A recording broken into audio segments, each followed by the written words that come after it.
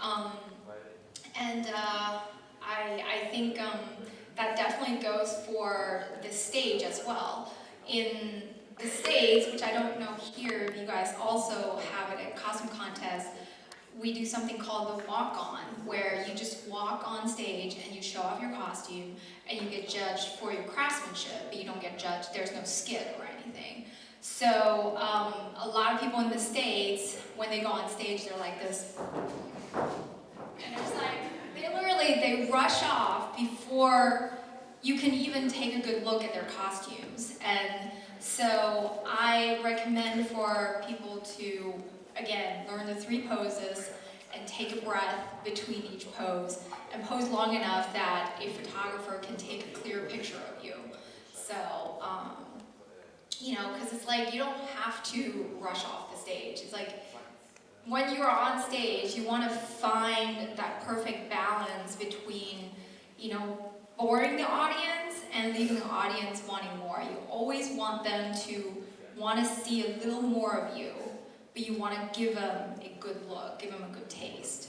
So, anybody would like to add anything? So, whenever I see a skit where somebody goes into a monologue and talks about, oh, this character did this, and that character did this, and this is why I'm here doing this, I'm like, you know, like, who are these other characters, you know, and why don't we see them? So I like characters in skits that are archetypes. So you have the hero, you have the villain, you have the damsel, you know, you have the, you know, assistant or the, you know, the sidekick. So like when you have very defined types of characters in a skit, then it makes the performance, the overall performance, a lot more relatable to everyone, because truly what you want to do with a performance on stage is you want to create an emotion in the audience. You want the audience to feel something.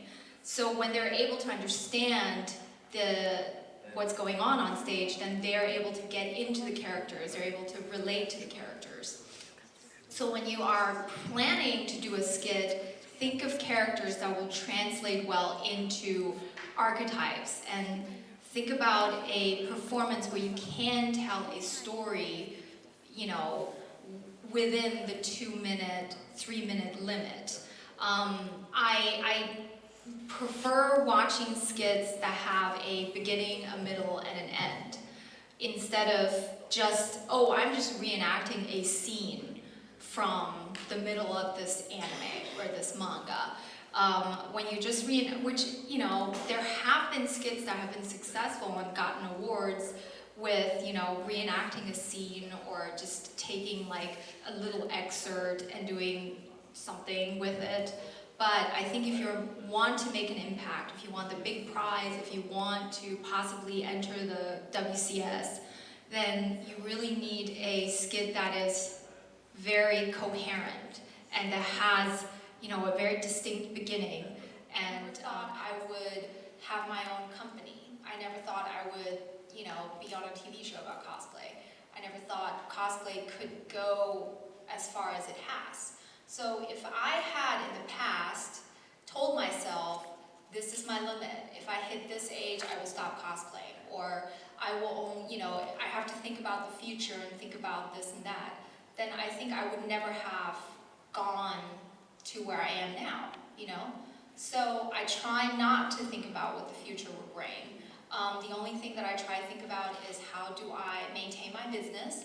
How do I maintain what I find is fun, what gives me joy and happiness?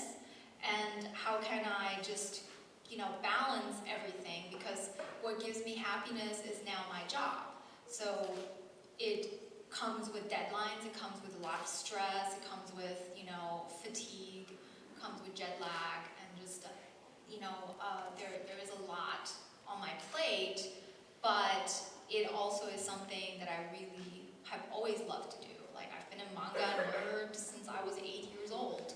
So my concern is not about the future or what I'll do when I'm older. My concern is, how do I maintain my happiness level, and how do I maintain the balance between loving to make costumes for the costumes and then running a cosplay-related business. And a lot of times I'm just like, I don't care what my fans want me to make. If I made everything they want me to make, I wouldn't wear clothing. I would just be naked all the time and like tiny little body-painted outfits. I'm like, so no, I'm not gonna make what you want me to make. Like, you think I want, like, everybody's like, you should be Bayonetta, you should be this character, you should be that character. And I was like, no, I'm gonna cosplay who I want to.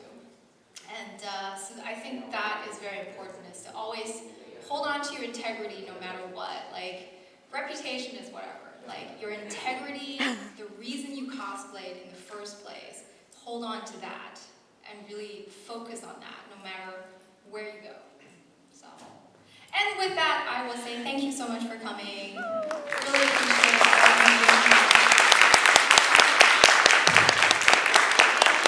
Thank you for all the participating, questions and comments. I appreciate it.